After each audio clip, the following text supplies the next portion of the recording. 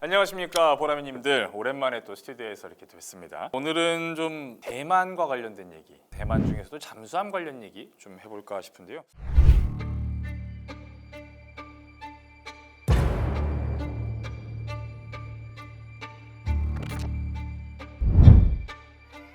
잠수함은 참 이게 타이밍을 잘 만났어요. 만약에 미중 관계가 좋았다 그러면 못 갔겠죠. 거기에 불을 지핀 게 바로 중국의 항공모함. 이제는 좀 상황이 달라졌잖아요. 특히 이제 미 국무부가 잠수함 건조 기술을 대만에 이전하고 판매하는 거를 승인을 해줘요. 그러니까 이걸 딱 보고 있으면 그 미 정부의 생각이 딱 나오죠. 중국 항공모함 잡는데 딱 맞는 것만 넣어줬어요. 여기 대만 국제조선이 아시아 쪽 기술자들 다 포섭을 한 거죠. 근데 이게 대만에서 확 밝혀지게 된 사건이 하나 있었어요. 그러니까 코로나 때였는데.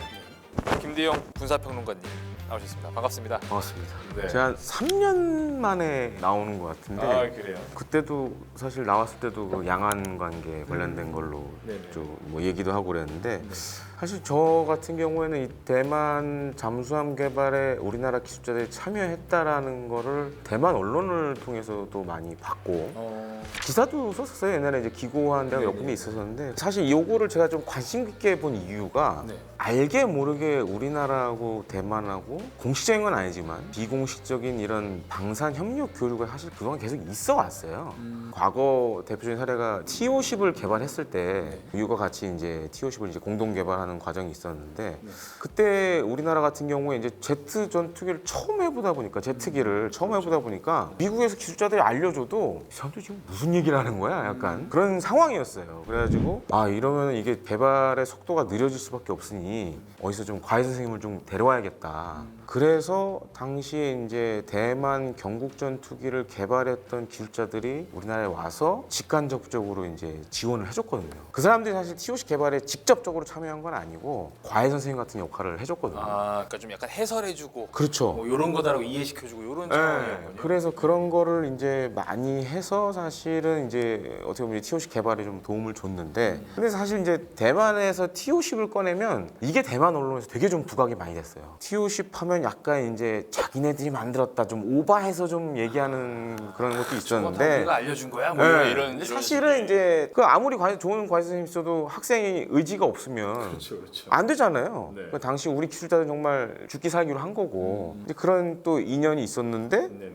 우리 기술자들이 대만에 가서 대만 잠수함 만드는데 이렇게 참여를 했다? 과거 사례를 보면 이건 조금 이제 어떻게 보면 굉장히 좀 아이러니하다고 할 수 있겠죠. 그렇죠. 예, 그래서 좀 관심을 많이 갖게 됐습니다. 최근에 그 우리나라 잠수함 설계도가 대만에 넘어갔다 뭐 이런 좀 보도가 있었는데 이 잠수함의 설계도 우리나라 게 아니라 1978년의 어떤 도면이다 이런 좀 얘기가 있었는데 어쨌든 뭐 이런 얘기들이 있는 게 대만의 잠수함의 개발 의지 혹은 뭐 도입 시기 이런 것들이 상당히 우리나라보다 좀 앞서 있는 것 같아요. 언제부터 이 대만의 잠수함에 대해서 운영을 하려고 했었나요? 대만이 실제적으로 잠수함을 보유하겠다라고 이제 생각했던 거는 한 1969년도로 올라가는데 당시만 하더라도 이제 미국하고 대만하고 공식적인 외교 관계가 있었던 상황이었죠. 지금은 사실 이제 중국이 대만보다 군사력이 훨씬 앞서지만 그때는 사실 역전된 상황이었어요. 대만의 대만이 군사력이 훨씬 더 셌어요. 전투기도 더 좋은 전투기가 많았고 군함도 훨씬 좋은 게 많았고 그리고 이제 당시 이제 장개석 총통 같은 경우에는 본토에서 쫓겨난 거 아니에요. 본토 수복에 대한 의지가 되게 강했어요. 근데 그 수복의 의지가 이제 꺾였던 거는 중국이 이제 핵 개발을 하면서 야 이젠 도저히 안 되겠다. 그러면서 이제 포기를 하게 되는데 그러니까 그런 상황이다 보니까 미국이 만약에 대만에 당시에 잠수함을 줬을 경우에 잠수함은 사실 탐지가 어려운 무기 아니에요. 수중에서 활동하니까. 그리고 또 이제 공격적으로 운용을 하면 양안 간의 이 힘의 균형이 깨질 수도 있으니까 그러니까 일부러 안 준 거야. 미국이 그러니까 달라고 했는데도 안 준 거예요. 그러다 보니까 이제 장개석 총통은 야 우리 꼭 있어야 돼 이래서 그때 이제 이탈리아에서 코스모스급 잠수정을 이제 들여와서 다시 이제 설계해서 만들어 보는 역설계에서 만들어 보는. 그래서 이제 요거를 의도적으로 좀 잘 보이는 데다가 한번 이렇게 싹 보여줘요. 미국 정보를 보라고. 니네가 아니어도 우리가 할 수 있어. 그러니까 이제 미국이 좀 당황을 했죠. 그래서 이제 대잠 훈련 목적으로 1973년에 2차 대전 말기에 만들어진 센치급 잠수함 2척을 인도를 해줍니다. 그러니까 1960년대, 70년대 생각하면 굉장히 노후 잠수함이죠. 거기다가 이제 더 중요한 거는 군함으로서의 역할을 할 수 없게 어뢰 발사관이나 이런 것들을 다 이제 막아버리는, 순수하게 훈련용으로만 써라. 그렇게 해서 인도를 하게 되는데 70년대 말이 되면서 대만의 이제 전반적인 상황이 안 좋아지죠. 중국이 이제 유엔에 가입을 하면서 대만은 이제 자기들이 스스로 나갔고, 사실 그게 최대의 실수인데, 또 한 가지로는 이제 중국하고 미국하고 수교를 하면서 또 70년대 말에 이제 단교가 되니까 이거 가지고는 안 되겠다. 그래서 이제 네덜란드에서 이제 잠수함을 도입을 하려고 노력을 해서 결국 도입을 하게 돼요. 두 척을 이제 그게 이제 지바르디스급이라고 하는데 중국이 난리가 났죠. 당연히 가만 안 있겠죠. 중국 입장에서는 뼈 아프죠. 왜냐하면 당시 그 네덜란드 잠수함이 그래도 재래식 디젤 잠수함 중에서는 그래도 좀 첨단 잠수함이 있고, 그러다 보니까는 이제 중국은 발끈할 수밖에 없는 거였고, 그래서 이제 네덜란드하고 대사급 외교 관계를 맺고 있었는데 이거를 대표급으로 내려버리는 거예요. 84년까지 안 좋아졌다가 네덜란드 정부도 이제 얼르고 달랬겠죠. 다음부터는 이런 일이 없을 거야 막 이러면서. 그래서 84년도에 다시 이제 정상적인 외교 관계로 이제 복귀를 하게 되죠. 근데 여기서 대만도 그치진 않았을 것 같아요. 그렇죠. 이제 가장 큰 문제가 잠수함 숫자가 턱없이 부족한 거예요. 그러니까 중국은 당시에 이제 10년대 되니까 원작 잠수함도 만들었고 재래식 잠수함도 계속 있었고, 대만 입장에서는 거기다가 지금 외교적으로도 고립돼 있지, 군사적으로도 계속 이제 균형이 중국 쪽으로 기울어지니까, 그럼 이제 이 균형을 그나마 극복을 하려면 비대칭적인 무기가 있어야 되잖아요. 그렇죠. 그게 바로 이제 또 잠수함이잖아요. 그래서 이제 2000년도 들어서면서 이제 미국에 계속 얘기를 합니다. 그러니까 대만이 이제 자체적으로 잠수함을 건조하기에는 당시만 하더라도 기술이나 국제적인 지원을 받기가 어려웠기 때문에 미 정부 얘기를 해요. 특히 이제 그 조지 W 부시. 그래서 그때 이제 계속 얘기를 해요. 잠수함을 좀 미국에서 만들어서 우리한테 좀 주세요. 돈은 저희가 낼 테니. 근데 미국에서는 또 이게 당시 이제 미중 관계도 있고 하니까 계속 이걸 좀 미뤄요. 그때만 해도 사실 중국과 나쁠 게 없었잖아요, 미국은. 당시만 해도 중국이 지금처럼 설마 이랬었거든요, 미국이. 네. 지금은 이제 좀 입장이 많이 바뀌었지만, 근데 또 다른 이유가 있었어요. 미국이 자꾸 이걸 지연시킨 이유가. 요거 이제 대만 쪽에서 이렇게 얘기하는 건데, 미국은 지금 잘 보시면 디젤 잠수함을 안 만들잖아요. 주로 이제 핵 잠수함 만들어요. 근데 만약에 미국에서 디젤 잠수함 만들면 의회에서 당장 얘기가 나오죠. 야, 니네도 이거 써. 이게 싸고 괜찮네. 그래서 일부러 안 했다는 얘기가 있어요. 대만에서 몇몇 이제 전문가들의 주장은 그래서 안 했다. 라는 게 있는데, 제가 봤을 때는 그거 좀 오버한 것 같고, 미중 관계가 그때만 하더라도 지금 같지는 않았거든요. 그래서 일부러 좀 미국이 안 했는데 그 이유가 굉장히 컸다라고 저는 보고 있죠. 그렇게 되면 정말 자구책을 좀 찾을 것 같아요. 다 갖고 와봤고 미국에 돈도 줬는데 안 되면 이제 내가 해야겠다라는 생각도 좀 들 것 같아요. 이제 우리는 사실 해외에서 잠수함을 도입하는데 크게 문제가 없잖아요. 그렇죠. 그러니까 우리나라는 이제 외교적으로 이제 다 괜찮으니까, 그래서 장보고 투어할 때만 하더라도 프랑스 업체 들어왔었고 스웨덴 업체 들어왔었고 뭐 다 들어왔었거든요. 심지어 러시아까지, 그때 이제 불금 사업까지 엮여 있었으니까. 근데 대만은 외교적으로 고립이 돼 있고, 중국이 자꾸 이거를 가지고 회방 놓고 압박하니까 엄두가 안 나는 거야, 해외에서. 거기다가 이제 대만 내에서도 이제 그런 목소리가 나오죠. 이렇게 안 될 바엔 차라리 우리가 한번 해보자. 그리고 이제 대만도 나름 조선 산업이 있는 국가예요. 그래서 이제 대만 내 목소리가 이제 커지기 시작하는 거죠. 그래서 이 잠수함의 사실 건조의 핵심은 압력 선체예요. 유보트 나오는 영화들 보시면은 해저 깊이 들어가면 막 갑자기 떼깡떼깡하면서 뚝뚝하면서 이렇게 선체가 찌그러지잖아요. 그러니까 그걸 얼마만큼 잘 버티고 원상복구를 하냐가 핵심인데, 이걸 한번 해보자. 실제로 잠수함을 만든 건 아니고 잠수함에 들어가는 압력 선체를 이 대만 조선소에서 만들어봐요. 국자 잠수함 개발을 위한 첫 단추를 한번 껴본 거죠. 그리고 거기에 또 한 가지 이유가 있어요. 그러니까 대만 해군의 약간 문제라고 할 수도 있는데, 제가 봐도 가장 큰 문제가 뭐였냐면 미국의 퇴역 함정들을 그냥 받아서 많이 썼어요. 자체 건조할 생각을 잘 별로 안 하고, 심지어는 이제 비하인드 스토리 중에 하나인데, 우리가 이제 과거에 대만하고 외교 관계를 맺었잖아요. 그때 이제 중국하고 수교를 맺으면서 대만하고 이제 단교를 해야 되는데 대만도 안 거야. 한국이 조만간 중국하고 수교를 할 수밖에 없는 상황인 것 같다. 그래서 이제 그때 이제 노태우 대통령 시절에 특사단을 파견을 해요. 그래서 이제 특사단을 파견하면서 당신네들 입장은 우리가 이해를 한다. 다만 몇 년만 좀 지연을 해달라. 그래서 이제 지연을 해주면 대신 이런 걸 우리가 해줄게 라고 했던 게 두 가지가 있어요. 첫 번째가 타이베이 지하철을 한국산에 쓸게. 그다음에 두 번째가 우리 해군의 전투함이 지금 부족한데 지금 이제 퇴역한 울산급 호위함 있잖아요. 네네네. 그걸 우리가 들여올게. 대만에 와서 제안을 했는데 당시 이제 노태우 정부는 이건 미룰 사안은 아닌 것 같다. 그래서 전격적으로 이제 중국하고 수교를 맺죠. 그러다 보니까 조선 수하들이 이제 불만의 목소리가 나오는 거예요. 아니 우리도 충분히 할 역량이 되는데 왜 자꾸 이걸 해외에서 도입을 해서 쓰냐. 대만 내 기술 축적이 안 된다. 물론 그렇다고 해서 대만 해군이 자국산 전투함을 개발 안 한 건 아닌데 보통 이제 뭐 경비함이라던가 이제 고석함 뭐 이런 것만 이제 작은 것만 했어요. 그러다 보니까 이제 이 조선소들이 운영하려면 수익 구조를 가지려면 특수선 쪽도 해야 되잖아요. 그래서 특수선 쪽에 이제 마침 이 시기에 또 그런 이제 관심도 높아졌고, 그래서 이제 자체 개발을 위해서 압력 선체도 만들어 보고 압력 선체와 함께 사용되는 이 합금강이 되게 중요하거든요. 네네. 그래서 이런 것도 이제 대만 내에서 이제 국내 개발도 해보고 하게 되죠. 그리고 얼마 전에 대만이 잠수함 진수식 뭐 이런 것까지 했단 말이죠. 네. 언제부터 그럼 이 진척 속도가 확 빨라진 건가요? 그 잠수함은 참 이게 타이밍을 잘 만났어요. 만약에 미중 관계가 좋았다 그러면 못 갔겠죠. 미중 관계가 급속도로 안 좋아진 게 트럼프 행정부 들어서면서거든요. 트럼프 행정부가 들어서면서 미국과 중국이 본격적으로 이제 갈라지기 시작한 거예요. 그리고 이제 중국의 군사력이 계속 이제 미국을 위협할 만큼 성장을 하니까 미정부 입장에서도 야, 이러면은 대만이 잠수함을 가져야 되는 거 아니야? 라는 생각을 갖게 했죠. 거기에 불을 지핀 게 바로 중국의 항공모함.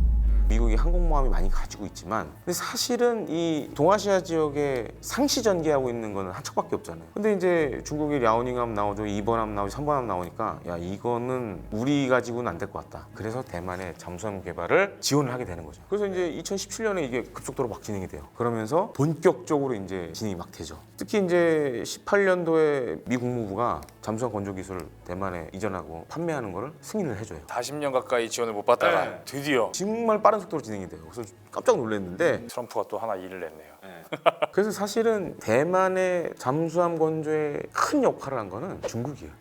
특히 중국의 항공모함이 등장하면서 그 갭이 이제 계속 커지니까 그럼 안 되겠다. 대만에 잠수함이 있어야겠다. 결정을 한 거죠. 사실은 이제 그렇다고 하더라도 뭐 처음에 얘기하셨지만 우리나라 로키드 마틴부터 전투기 기술 받았어도 이거 뭐 당장 어떻게 해야 될지 모르는 상황이 생길 수 있잖아요. 그러니까 대만도 마찬가지였을 것 같아요. 미 국무부가 잠수함 건조 기술과 관련된 거에 대해서 수출 승인을 내줬지만 미국은 사실 이제 디젤 잠수함을 건조를 하진 않잖아요. 그러니까 디젤 잠수함과 관련된 기술이 미국은 사실 별로 없어요. 유럽이 많죠. 유럽은 디젤 잠수함 건조하는 국가들이 많으니까 유럽에서 이제 그런 기술들을 다 사오든지 해야 되는데 그래서 이제 영국의 어떤 퇴역 해군 제독이 주축이 돼서 지브롤타에다가 일종의 페이퍼 컴퍼니를 만들어요. GL이라는 페이퍼 컴퍼니 하나 만드는데 이 회사가 그런 중요한 설비들, 그다음에 유럽 기술자들 땡겨오는 역할을 합니다. 그다음에 대만도 이제 대만 국제조선공사라고 대만을 대표하는 큰 조선소가 있어요. 여기서 이제 특수선 사업도 하는데 여기 조선소도 한 역할을 하게 돼요.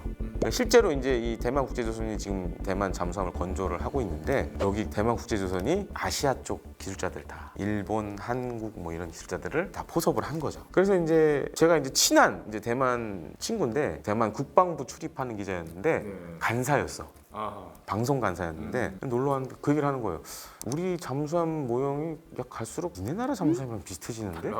닮아가는데? 그래서 이건 또 뭔 소리야? 대만에 한국 기술자들이 있다는 보도는 이제 대만 언론 통해서 저는 계속 보긴 했는데 아 뭔가 이분들이 역할을 하고 있구나 생각이 들긴 하더라고요. 근데 나중에 알고 봤더니 잠수함 같은 경우는 이제 안에 들어가는 설비들을 통합하는 게 굉장히 중요하잖아요. 이제 그런 부분에 건조와 관련된 부분에 우리 기술자들이 좀 참여를 했다 그러더라고요. 근데 이게 대만에서 확 밝혀지게 된 사건이 하나 있었어요. 그러니까 코로나 때였는데 몇 명의 한국 사람들이 까오슝 쪽에 이게 입국이 자꾸 뭔가 문제가 생기는 거예요. 그리고 들어갔는데 그 까오슝에 있는 그분들이 이제 잘 가는 식당이 있었나 봐요. 거기서 한국 사람들이 맨날 모여서 밥 먹으면 떠나는 거야. 이제 그게 누군가가 이제 국민당 의원에게 제보를 한 거예요. 이상한 한국 사람들이 식당에서 모여서 밥을 먹으면서 떠들고 있다. 그래서 이제 뒤를 캐본 거죠. 그랬더니 이 잠수함 건조에 참여했던 사람들이 이제 그래가지고 이게 이제 대만 언론에 이제 노출되고 국회에서도 이제 언급이 되고 정말 어이없는 상황에서 이게 노출이 됐네요. 조용조용하게 했어야 돼 탈로가 났었죠. 네. 자, 그래서 이제 건조된 대만의 잠수함을 하이쿤급은 또 어떤 특징들을 좀 갖고 있나요? 사실은 최초의 이 대만이 독자 개발하려고 했던 잠수함의 모델은 그 네덜란드에서 들여왔던 그 잠수함 있잖아요. 그게 이제 실물이 있으니까 요거를 한번 다시 만들어서 그 안에 이제 장비를 좀 새로 좀 좋은 걸 집어넣고 그런 식으로 하려고 했는데 이제는 좀 상황이 달라졌잖아요. 해외에서 기술도 들어올 수 있고 위정부가 오케이 했으니까 그러면서 최신 모델로 좀 변하기 시작해요. 그러면서 이제 지금의 모습을 갖게 됐는데 사이즈는 사실 우리 해군 잠수함에 비유를 하자면 214급보단 크고 아, 그보다 커요? 네, 장쓰리보다는 조금 작은 2,500, 3,000톤 뭐 약간 또 잠수함 건조와 관련돼서 이제 또 핵심이 전투 체계잖아요. 그렇죠. 그 당시에 저도 이제 대만에서 나온 기사를 보면은 레드존이라고 표현하더라고요. 레드존. 네, 굉장히 핵심 기술이 집약된 장비들이다 보니까 그래서 전투 체계 그다음에 이제 뭐 무장 통합하는 거 미국 로키드 마틴사가 해주고 그다음에 무장도 레이션에서 만든 어뢰하고 보잉사의 하푼 잠대함 미사일. 근데 반면에 이제 기뢰는 대만이 자체 개발한 것들.